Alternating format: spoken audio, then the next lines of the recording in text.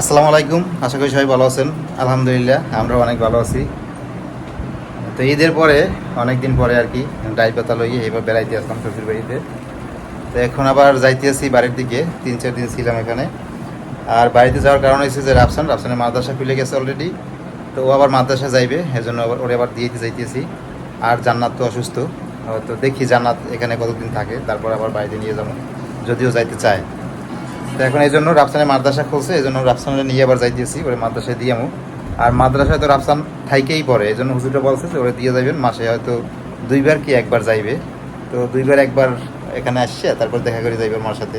বৃহস্পতিবার আসলো, আবার সকালে গেল। তো এই জন্য আমার বাবার নিয়ে আমি আবার যাইতেছি বাড়ির দিকে। তো বাড়ি যাইয়া সরাসরি মাদ্রাসায় যাবো। মাদ্রাসায় ওরে বুঝিয়ে দিয়ে তারপরে আবার আমি একটু দোকানদারি করবো, দোকানদারি করিয়া তারপর যদি সময় হয় রাত্রে আবার এদিকে আসলাম, আর না হয় আমি বাড়িতে গেলাম।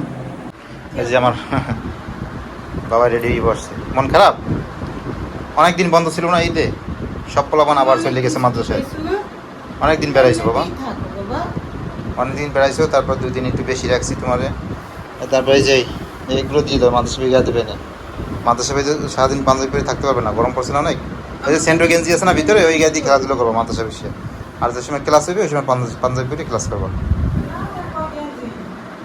লাল গেঞ্জি লাল গেঞ্জি কি গায়ে দিছো? কি দিছো? সেন্টু গেঞ্জি দেখে গেঞ্জি এবার ওই যে পাতলা গেঞ্জি কিনে দিবে না, জাতালা পাতলা গেঞ্জি আছে না সেন্ট্রো গেঞ্জির মতো, এই দিলে না তোমার। এই তো পরে ঘুরে ঘেরায় ওই যে হাতালা গেঞ্জি আছে পাতলা সেন্ট্রো গেঞ্জির মতো, এগুলো মাদ্রাসা খোলা মানে পরে বেশি না। হ্যাঁ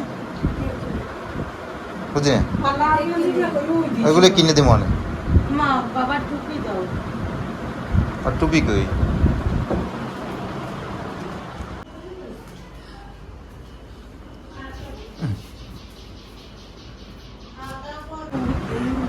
আর প্যান্ট কই রাফসানের? এরা টুপি নাও।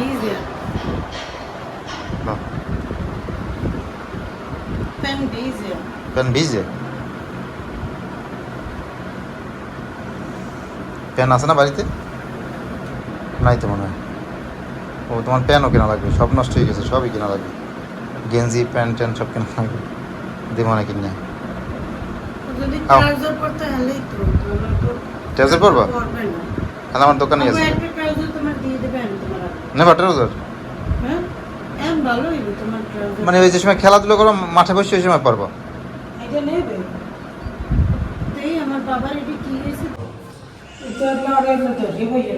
আমরা গেলাম, রওনা দিলাম, গেলাম। হ্যাঁ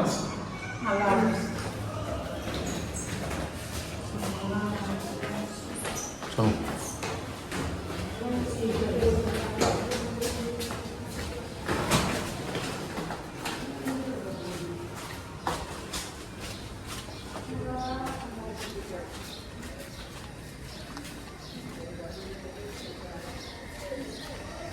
রিক্সায় যাবা না হাঁটতে যাবা?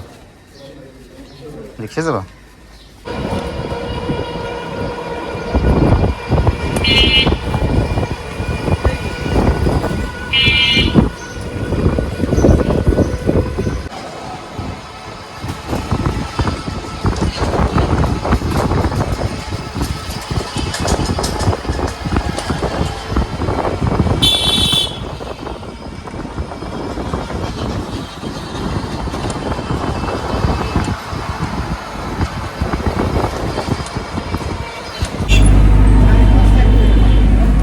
রিক্সা দিয়ে নামলাম, নামে এখন আছি সিএনজিতে।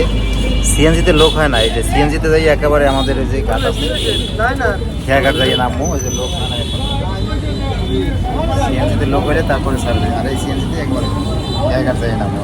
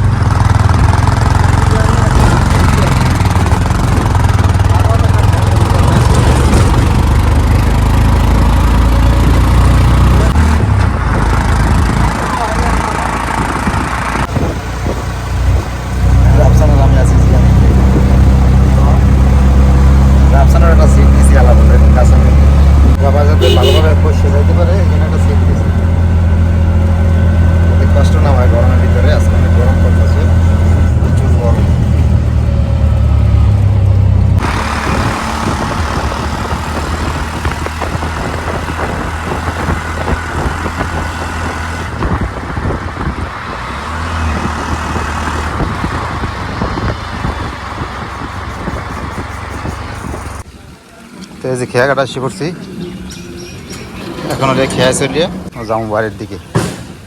তা আপনারা তো বলছি যে আগে যাবো পর মাদ্রাসায়, দেখি খেয়া সব জায়গায় একই অবস্থা, খেয়া লোক ওইভাবে এরপরে ছাড়বে।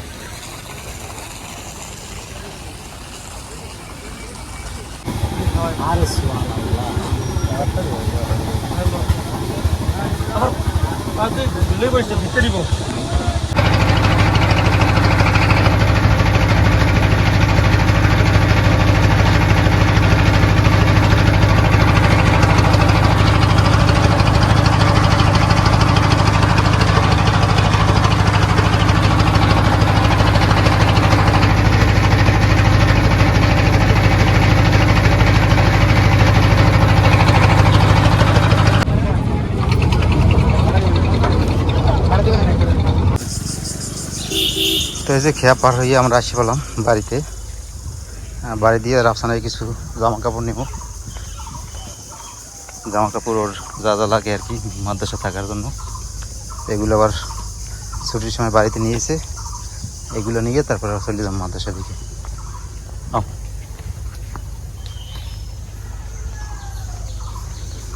তো বরিশাল থেকে রাফসানকে নিয়ে আসলাম এই যে মাদ্রাসায়।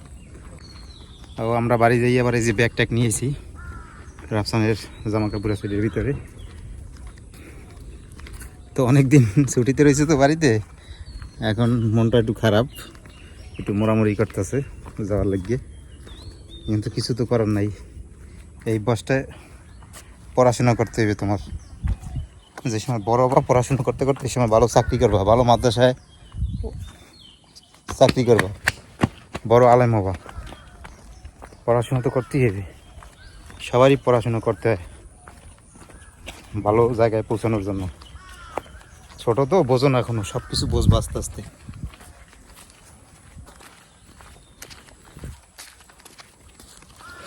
তো আমরা যাইতেছি মাদ্রাসার দিকে রাফসানের দিকে আস্তে আস্তে। তো আজকে এই পর্যন্তই, সবাই ভালো থাকবেন, সুস্থ থাকবেন, আল্লাহ হাফেজ।